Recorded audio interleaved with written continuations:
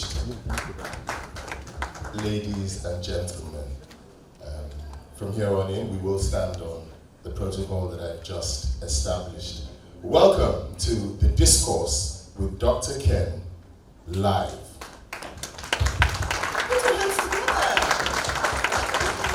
Yeah, Chico has established all the protocol and let me not go over. In fact, Chris was who warned me early this morning. He said, listen, I know you like to play gymnastics and semantics, so write everything you want to say then so that you stay within the time.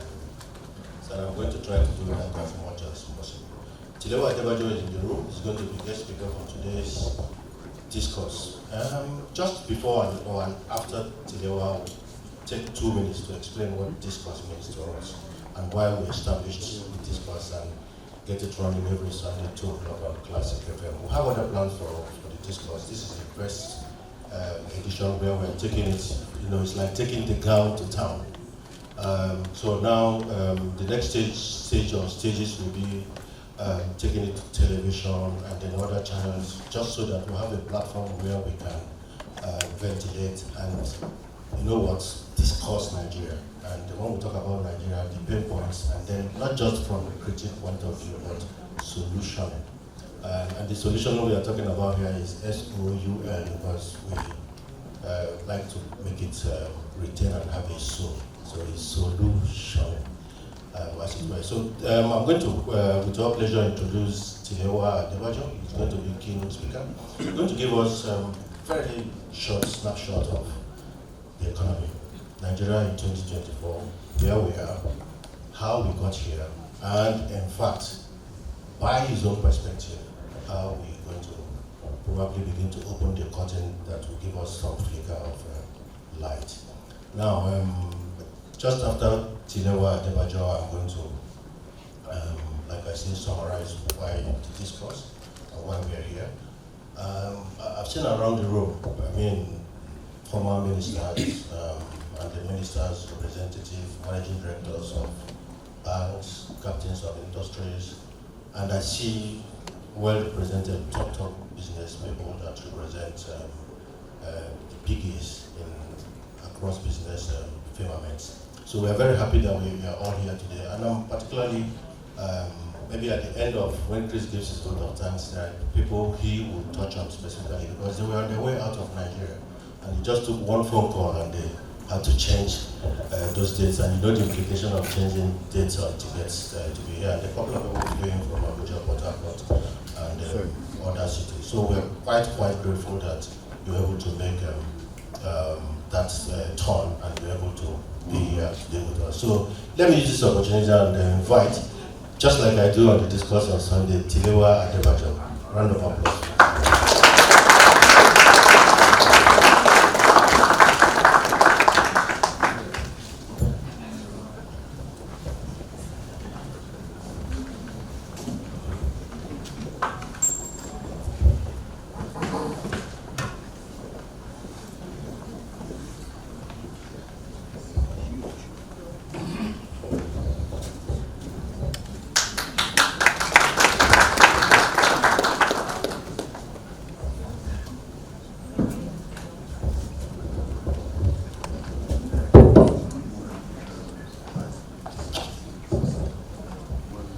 Good morning, distinguished ladies and gentlemen, Dr. Ken and the Discourse, Classic 97.3 FM, and my good friend, Mr. Chris Ubosi. 135 million Nigerians are living in multidimensional poverty, dwindling revenues in terms of from government revenues, from oil, and a lot of things. Violence and insecurity is still very prevalent and begins to rear its ugly head. And I'm sure that we've all seen the report from The Economist, which has highlighted the challenges with Nigerian insecurity to a global audience. And this does not augur well for foreign direct investment.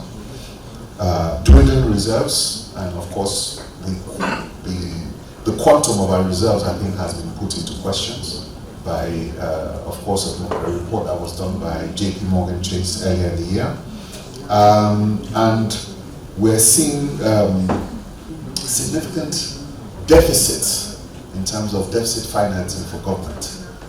One of the key subjects I talk about a lot is ways and means.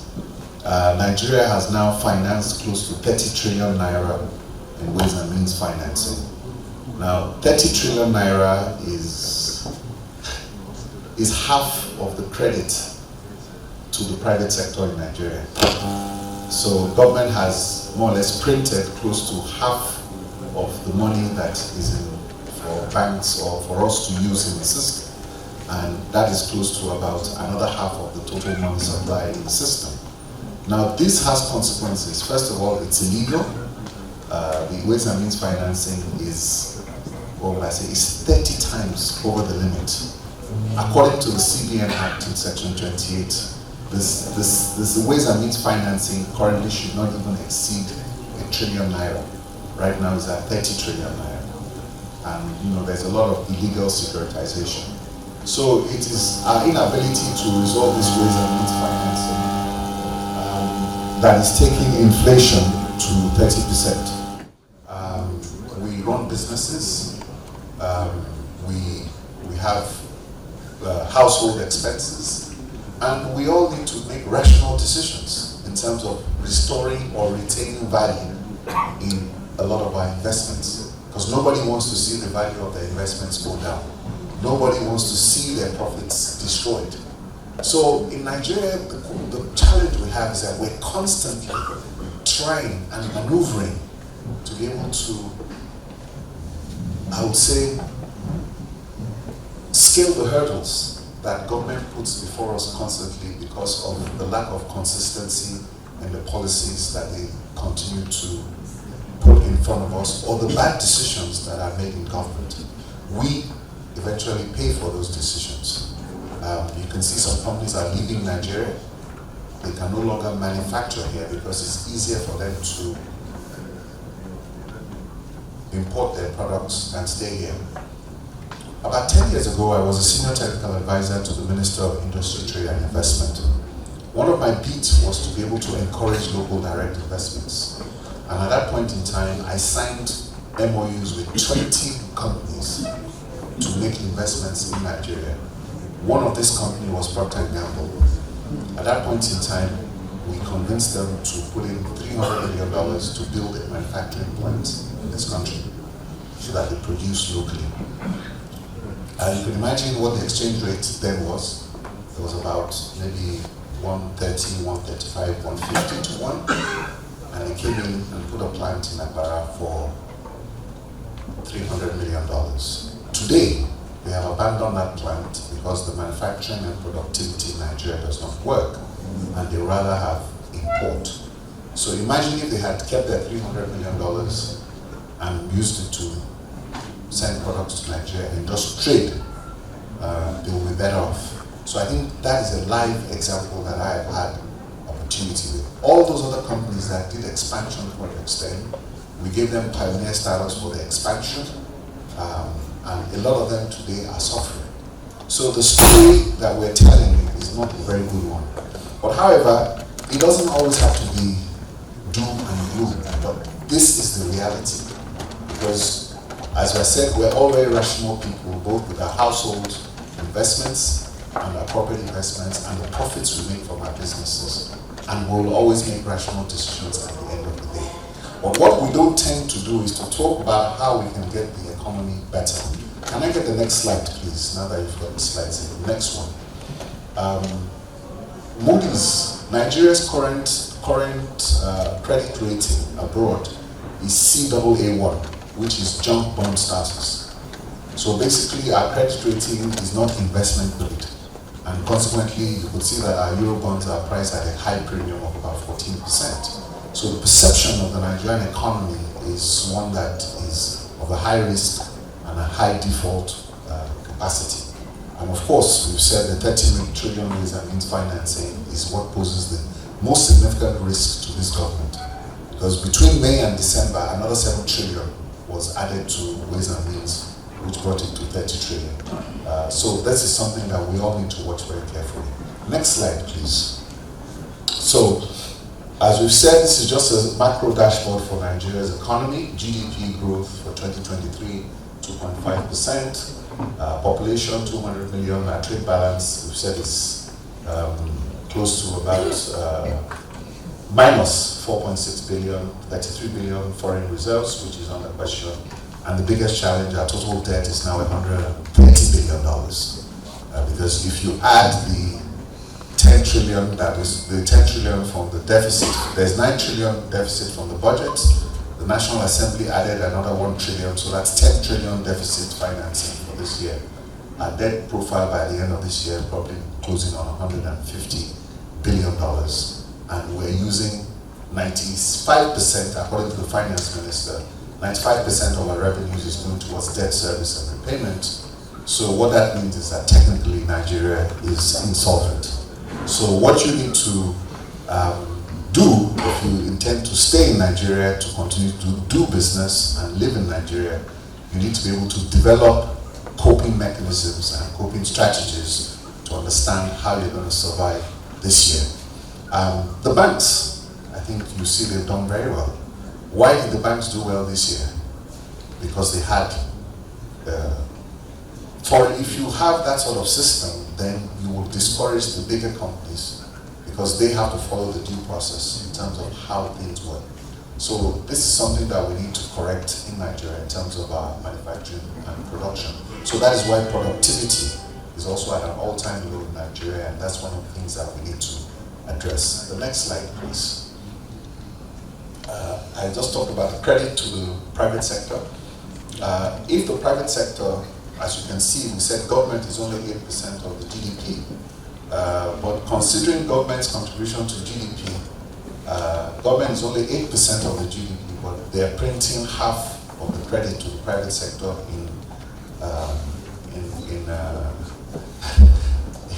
in ways and means, and they have a $150 billion debt profile.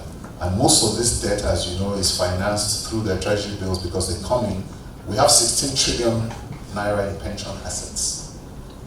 That's a significant pool for assets, but most of it is going into treasury bills for government. How much of that is coming to the private sector? So government that contributes 8% to our GDP is taking a disproportionate amount of capital out of our system and putting it into non-productive uses, hereby crowding out the private sector for investment. So the rest of us in the economy, government is 8% of the GDP, but the rest of us that are there, the 92% of us, are struggling with only 60 trillion worth of credit. So if you don't have credit, how do you finance and how do you make investments to grow? And the same thing with the pension funds of 16 trillion. Government also is a dominant player in that because most of that is going into treasury bills. So government is really suppressing the private sector. Next, structural reforms are very important. Trade facilitation and productivity is big. We need to get the minister, I think the minister is representative for the Minister of Industry, Trade and Investment is here. And the message I want to take to your minister is that that is the most important ministry in Nigeria today. People don't understand. In the Ministry of Industry, Trade and Investment, there are over 20 parastatals, including the Bank of Industry, Sugar Council, Automotive Council, Industrial Training Fund, Corporate Affairs Commission, the Trade Office, which people do not take for granted. We need to review our HS codes and make them relevant. It is the Minister of Industry, Trade and Investment that will bring back productivity into the Nigerian economy to restore it. We are creating an enabling environment for us to work. So industrial policy, we have not reviewed it in almost 10, 15 years. The industrial policy that we left, when I left Trade and Investment 10 years ago, has not been updated. The world has moved. Our HS codes we're using are not right anymore. So these are the things that these ministries need to do in terms of reform. So in terms of that reform, since we have a representative of a minister here, that's what I want to take back. Human capital development, we can't overlook it. Economic diversification, very important. Our economy is already diversified. As you can see, oil and gas is only 5% of our GDP. What it does for us is FX. We've seen the creative sector, and I believe the creatives are here, they will come and talk about it. That's a growing sector of the economy. We need to encourage that sector. Startup capital, Nigeria was attracting the largest amount of startup capital in Africa. Recently, as of last year, Kenya has overtaken us. What is the size of Nigeria? What is the size of Kenya? So again, these issues in terms of our structural challenges is having issues. So we need to look at our human capital development, investor confidence. It doesn't help. All these things, Christmas Day, 200 people are slaughtered in Nigeria. Last year, we lost about 10 to 15,000 people in conflict. Are we at war? You have inflation at 30%, your stock market is not as attractive. Your investment climate is not as attractive. How do you get foreign direct investment when at a point in time you're doing 9 billion, 10 billion? Dangote has just finished a $18 billion refinery. LNG said they're not going to do train 8. And they already have a $7 billion investment, and they said they're not doing any more. Dangote has finished his refinery, 18 billion. He has paid down the loan. It only remains 3 billion for him to pay. Where is Dangote going to put the next 18 billion? He hasn't said anything, but we're harassing him and sending operatives into his office. So how do we encourage him to make the next $18 billion investment in Nigeria? If you had $1 billion in Nigeria, would you bring it to Nigeria? If you brought in $1 billion in 2015, 200 to 1, and you want to take your money out today, and your money is stuck in CBN, when you're supposed to take it out at 300, and now you have to take it at 900, and you can't even get it out, would you come back? We make rational decisions as households, and so do people. So we need to get that investor confidence. Social safety nets, very important. But see what we are doing with our humanitarian ministry. Does that inspire confidence that we want to impact people with palliatives, with what you see going on in the humanitarian ministry? Is that not a ministry that is set up to empower Nigerians? So we don't need that kind of intervention in Nigeria. Grow the economy at 8%, reduce unemployment, we'll take care of ourselves. When the economy is booming, nobody's going to tell you to go and hire more staff when you do well. All this intervention ministry, it loses it. So you can see what has happened with that intervention ministry. And it didn't start today, it started on that wide. Where you see a minister sitting down with a pile of cash in front of her and starts giving out to people. Where are the optics? Other countries do intervention programs. Even the United States of America, the biggest capitalist country in the world. When COVID came, the so-called invisible hand of the market came out and became visible. And they started putting money into people's accounts in order to avoid the economy. So it's done. So these are the things that we're looking at and saying. So again, regional and international collaboration is very important. We need to get all our partners together and get everything. Public awareness and support. Do you feel that you have given the government the buy-in into their policies? Have you bought into the government's policy? Are you confident that this government, what they're doing, that you want to support their policies? Or when you leave here, are you going to go back and hedge to ensure that at the end of the year, you are standing? Has government sold their policies to us that we can buy into it and we can make the necessary commitment?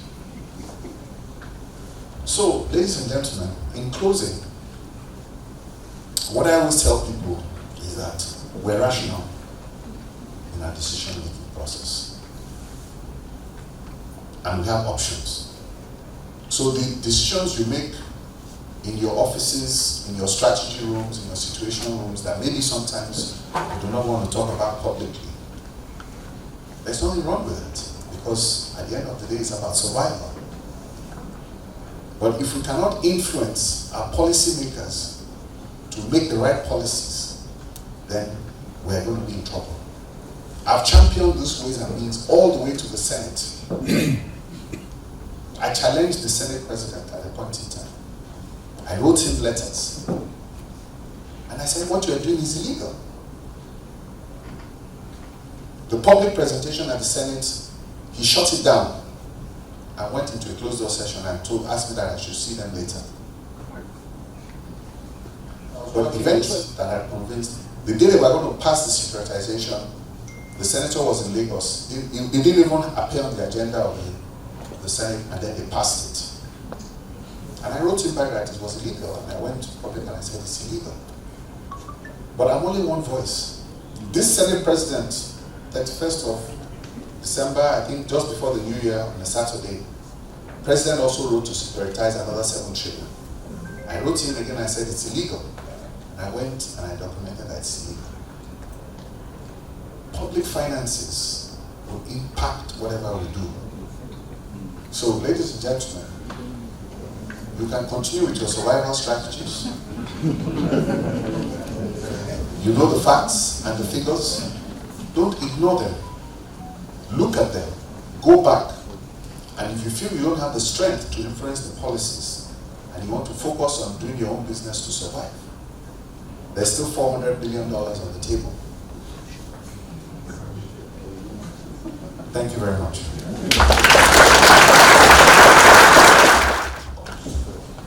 And the native doctor brought a cockroach from his bag and put at the middle of the 2 circles and told the young man, 13 years old, that if this cockroach crawls into the black circle, your life is in danger, black destiny.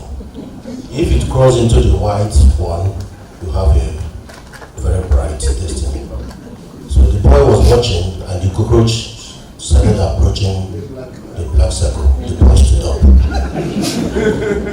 carried the cockroach and threw it into it.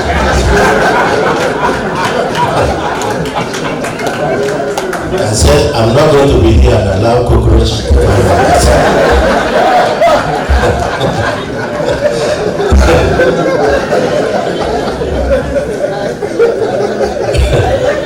So if you guys, like he said, the cockroach is crawling, nobody is crawling to. If you want for the cockroach to crawl into the black circle, because it's close to it, and defy your destiny, they will come. But you can grab that cockroach and throw it into the white circle. Don't allow it to defy your destiny. A round of applause again. For a very sobering presentation. It's often the case that when you're in the business and you read these facts all the time, you sometimes get jaded by it. But when someone puts it in sharp relief in terms of direct impact on citizens, you really then begin to feel the pinch. I have to say that speaking on this podium, I want to say that I'm speaking exclusively wearing my Afro-Invest hat. I'm not to be confused as a member of some other boards of the government which I belong to. So I'm speaking specifically from the perspective of Afro-Invest. And our view is actually quite in alignment with some of the recommendations that Mr. Devajan put in his closing remarks, which is one key aspect that is missing in the reform is a deliberate and focused sense of the austerity we need to put in place. Literally, I feel that Nigeria is like a big truck running away without brakes, and at some point you need to put the brakes on, and particularly in areas that government can control, such as its own expenditure, recurrent expenditure, overhead, and we need to introduce that discipline. If you do that with the transparency that is required at this very critical time, shine a very bright light of transparency in every aspect of governance, it's then possible that you can engage the citizenry to rally behind you and refocus on how to diversify away from oil and how to seek new areas of revenue, which are the critical components that then come back. And let me put that into perspective. The 2024 budget is a budget of 28.8 trillion naira. But inbuilt into that budget is a 10.5 trillion naira deficit. If you take out 10.5... in addition, our staff are hungry. They're dealing with health challenges, malnutrition, and many of our companies cannot support them with, warm lunches or health insurance and the basic training and retraining. So for me, that is a huge crisis. If we want staff who can sit here and work globally, we're going to have to invest in the basic skills transfer. Now that's why I want to come into food. You didn't ask me about food. But with climate change and the fact that we currently have a food crisis and food inflation about 33%, we're seeing a high rate of malnutrition amongst staff. I'm not even talking about children, I'm talking about staff. And when staff cannot give you a full day's work, right? It's a challenge. When they're sick, and how many of our staff are sick on a regular basis? Because they cannot afford to have 3 healthy meals a day. 84% of people in Nigeria cannot afford a healthy diet. So when you look at the priorities of our current administration, if they do not put food security and nutrition security at the top, and I'm not talking about handouts, I'm not talking about school feeding programs, I'm talking about addressing the bottlenecks in the food ecosystem by getting out of it. So we don't need government subsidizing seeds or fertilizer. Get out of the way. There are companies that produce seed. Let them do their work. Support processing, because 40 to 60% of our fruits and vegetables go to waste, 20 to 30% of our grains and tubers go to waste. And food processing companies are on their knees because of epileptic policies, the fact that we favor imports over local consumption, local production, and the fact that there's no support for agro-processors in this country in terms of financing, logistics, infrastructure, etc. So I would say prioritize the value chain. We've talked about palm, that's an excellent example because Côte d'Ivoire is now a better and more profitable producer of palm oil than Nigeria. We actually import from Côte d'Ivoire, not to talk about Asian countries. Prioritize value chains, yam, cassava, maize, soya, poultry, dairy, tomatoes. If you just focus on those priorities and invest in them, and ensure the affordability, availability, and acceptability of Nigerian food, and promote proudly Nigerian cuisine, we can transform this landscape, grow the economy, create jobs, and ensure a healthier workforce. Thank you. If you look at the numbers, the productivity for Nigeria and for most African countries are generally very low. Okay? And if you project this going forward for another 50 years, if we're not able to do something about our productivity, we are not going to go anywhere. We will remain on that part. And my conclusion is that at the end of the day, the most critical factor for raising productivity is institutional governance. It's institutional governance. Any other thing is almost impossible. Now, Dr. Tilema said something about whether we have a policy-making, intellectual. Nigeria has so many intellectuals. You have the Nigerian Economic Study Group. You have the NISA in Ibadan. You have the policy in Jos, in Kuru, Jos. So it's not that we don't have the set of intellectuals that can give us good input. We do. Indeed, we have written so many development plans. The question is execution, implementation, execution, and at the end of the day, without proper institutional governance, we are not going to go anywhere. In terms of other African countries that Dr. raised, you see, even the IMF projects that of the best 20 fastest economies in 2024, 12 of them are going to be Africans. Jobs. So it means enabling digital skills that are current, as well as some of the new skills and new positions that will come up. Like if you want to ensure ethical use of AI, You need to have ethics officers who understand the regulations that can then help you fill in that gap and make sure whatever policies you put in place, whatever algorithms that you build, are compliant to those regulations. So that's a new job right there being created. Does that answer your question? The simple answer, what is the biggest output and the biggest possibility that Nigeria has? I think it's the Nigerian people. I mean, if you listen to the panels before, you hear consistently said, the age of the country, the average age is 18 or 19, depending on which data you're looking at. The capacity of our people for IP and how they produce that IP and bring it out is how you get to the creative economy.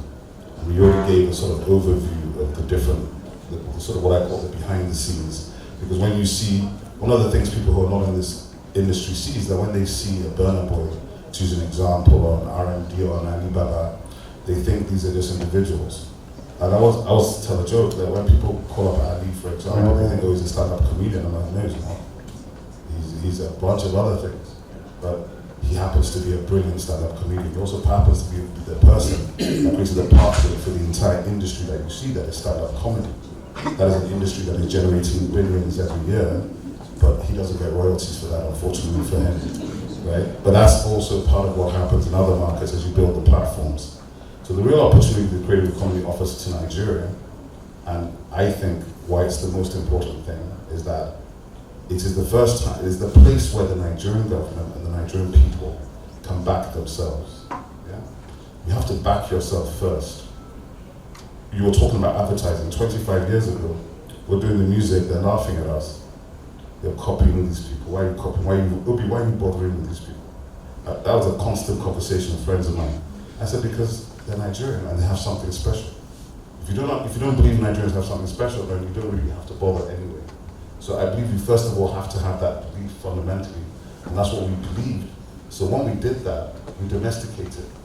And once we domesticate what we're doing, then it begins to globalize because it's authentic. It's connected to everything. So what do I mean by soft power? I mean our music, our art, our heritage, our culture, our fashion, our food, everything around that, the performing arts. This is a book on 2023 and beyond. Priorities for shared prosperity from the Nigerian Economic Summit Group. There's nothing about the creative industry. Nothing. Nothing. Not one line. No. None on advertising, none on movie making. Meanwhile, Funke Akindele did a movie that made more money than 4, 5, 6 insurance companies can make in 2 years.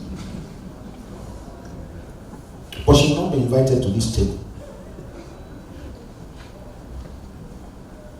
People talk about, oh, our children must go read engineering, law, accountancy, medicine, architecture, though that is a part of the creative industry. But you see, let's talk about figures. The kind of money Davido has made in the last 5 years only can be made by some bank MDs and through illegal means as well. If any bank MD makes that kind of money, it must be either round tripping or something, the kind of money that he makes. On top of that, you then find that we feel like you mentioned, when you hear, oh, Alibaba, you think, oh, he's just the one that is taking the money. So I organize a show every year, January 1st. And because of COVID, I did not do the show in 2021, right? Now, the guy that prints for me, Shaya, called me and said it affected the money he makes to pay for his rent. But nobody thinks that there's a printer that benefits from that January 1st concert. Nobody thinks there's some ushers who get paid the money that they suck their rents with. Nobody thinks that there's an interior decorator. Nobody thinks that there is a K-square or technical guy that sets up the LED screens and the sound and everything. So you see, You scale up whatever Alibaba does and break it down to all of those sectors. But nobody sees that. What they see is just entertainment. He's typically going to go through the Lekki corridor. You're going to go through that Ebe-Ejebu road. If you get onto that Ebe-Ejebu road, on the left-hand side in the valley, that's a place called Eredo. It's less than an hour from here. In Eredo, there's a walled city in the rainforest that was built sometime around the 11th century. It's 100 kilometers walled, right? The ramparts that are still up are 70 meters high. It's visible from space. It is known as Sumbo's Eredo. If you look at Wikipedia, you will see it. How did I come across this thing? I got into London in 1998. My late mother, who used to collect anything that said Nigeria in the newspaper anywhere in the world, she would cut it out and send it to me like, have you seen what we're doing? And I'm like, I said, no. But this particular one was the University of Bournemouth, and it's typical of us, had archaeologists digging there, and they discovered this place and made an announcement that they have found the final resting place of the Queen of Sheba. It's on the cover of the Times, the London Times in 1998, and I'm like, the Queen of Sheba? How does that happen? Dokisu Sumbo is the queen that built that place.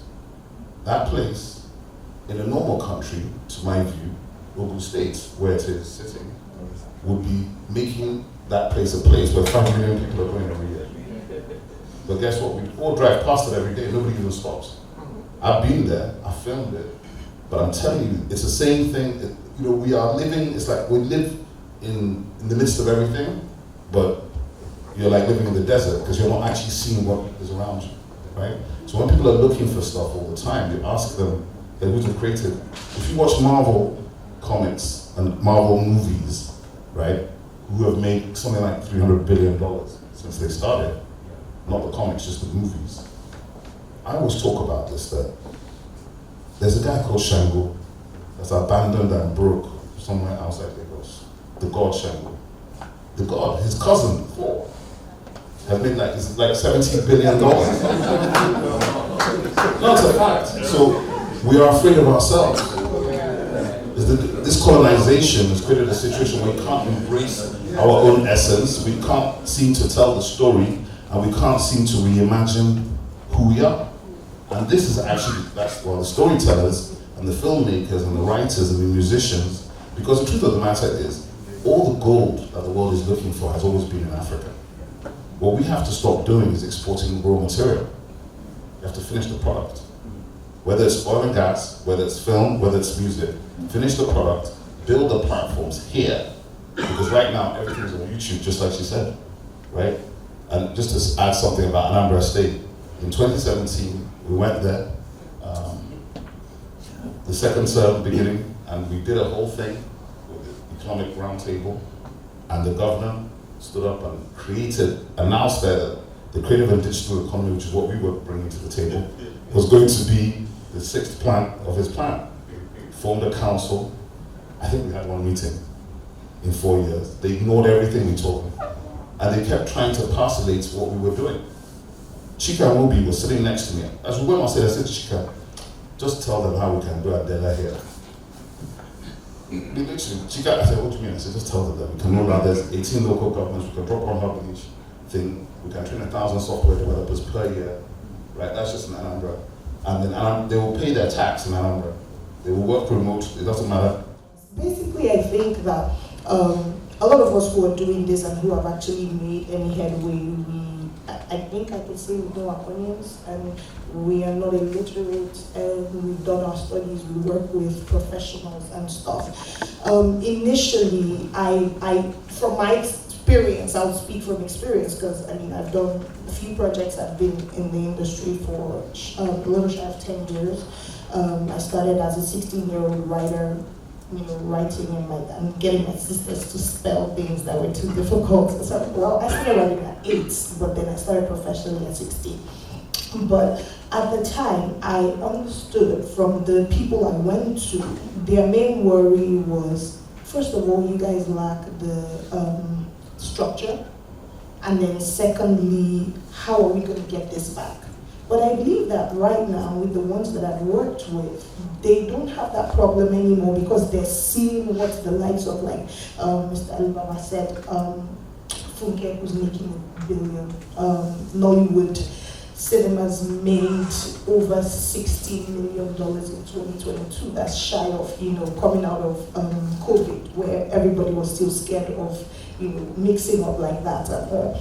And we had, these platforms commissioning films for over $1 million, over $2 million and all. So they knew that it was viable.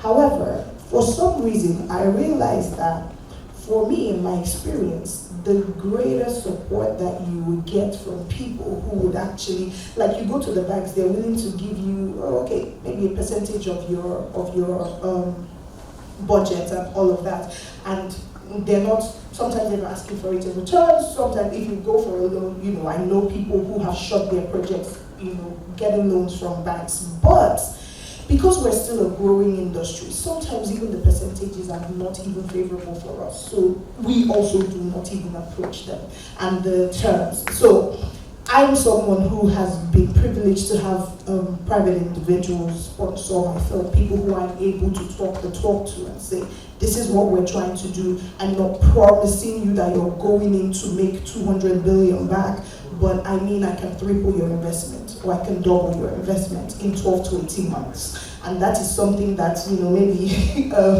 if you give it to somebody in, another firm, it may take 2-3 years more to do. So I think that we found people who have had faith in things like this, and then they say, okay, you know what, I will push you, I will put this amount. I'm about to do my next film, and I've been able to raise 150 million naira in funding from one Nigerian, one person who just believes. And the most amazing thing, take the money, give me back 15%. And this is not somebody who just wants to make, yes, he just wants to support.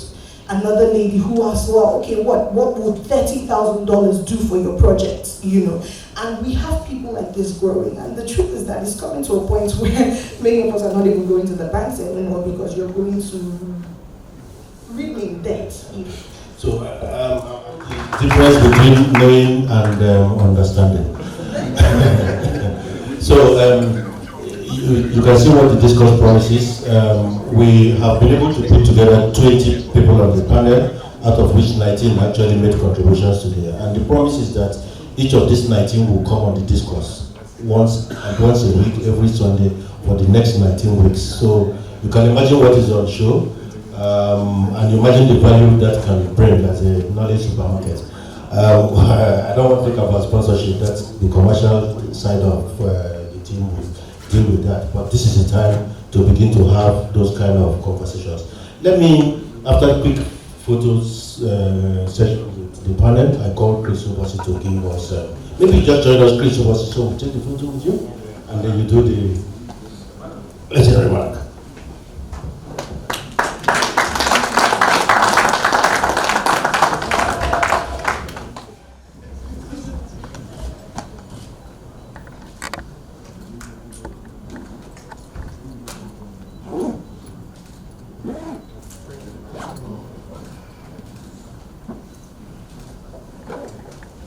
Thanks for watching. Like and hit the subscribe button for more videos. Also check out our latest videos on the Classic FM 97.3, because we are the station that plays every song you know.